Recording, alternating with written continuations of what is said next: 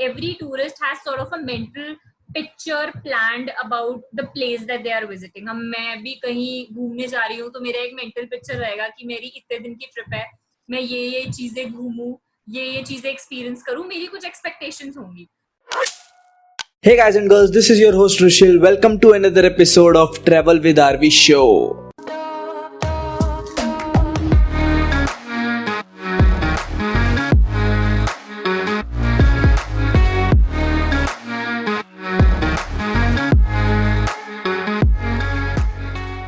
Tell me one thing, being a psychology student, तूने बहुत सारी वर्कशॉप्स अटेंड करी होंगी, मतलब खुद दी भी होंगी वर्कशॉप्स बहुत सारी.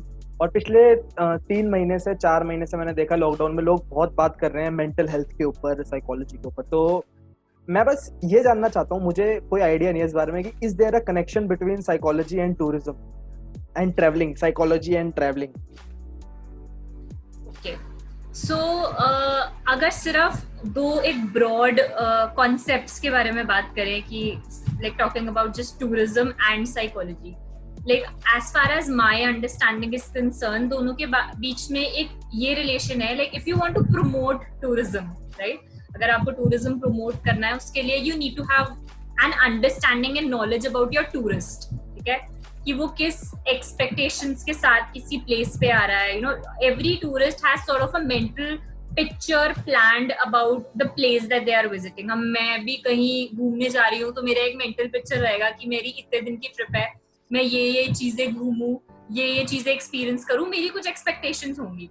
तो जहाँ मैं जा रही हूँ वहाँ पे जो भी XYZ concerned person है who will be, you know, attending me or guiding me for the same, he or she should know कि मेरी expectations उस जगह से क्या है, मैं किस कल्चरल बैकग्राउंड से आ रही हूँ, बिकॉज अगेन फूडिंग, स्टेइंग, बहुत सारी चीजें होती है जो मेरे कल्चरल बैकग्राउंड पे भी डिपेंड करती है.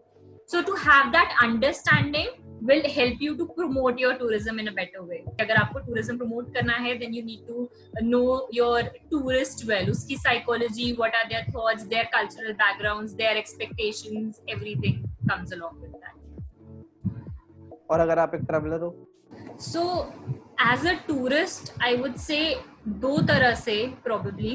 Like one would be अगर हम plan कर रहे हैं to go on a trip, अगर मैं personally भी कहीं जाना चाहती हूँ, घूमने जाना चाहती हूँ, तो मेरा उसके पीछे कहीं ना कहीं एक cause ये जरूर रहेगा that I need some free time right now. ठीक है, मुझे थोड़ा सा relax करना है, थोड़ा सा family time spend करना है. So that will be one of my purpose for, you know, going out somewhere and spending some time maybe with myself and my family.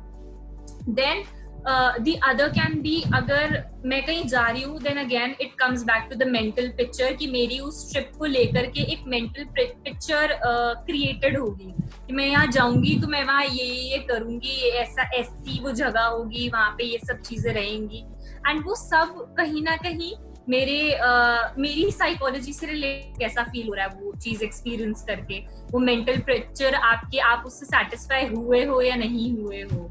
I think ये सब थॉट्स के साथ एक टूरिस्ट कहीं पे जाता है, अगर जाता है तो, एंड वो एक्सपेक्टेशंस मीट हो रही हैं या नहीं हो रही हैं, सब चीजों का कुछ ना कुछ इम्पैक्ट आपकी साइकोलॉजी पे जरूर रहता है. So I think that is the impact. Hey everyone, thank you so much for tuning in. If you enjoyed this episode, don't forget to hit the follow or subscribe button. It will mean a lot to me. If you have any feedbacks, do let me know and I will meet you in next episode. Till then, bye bye and take care.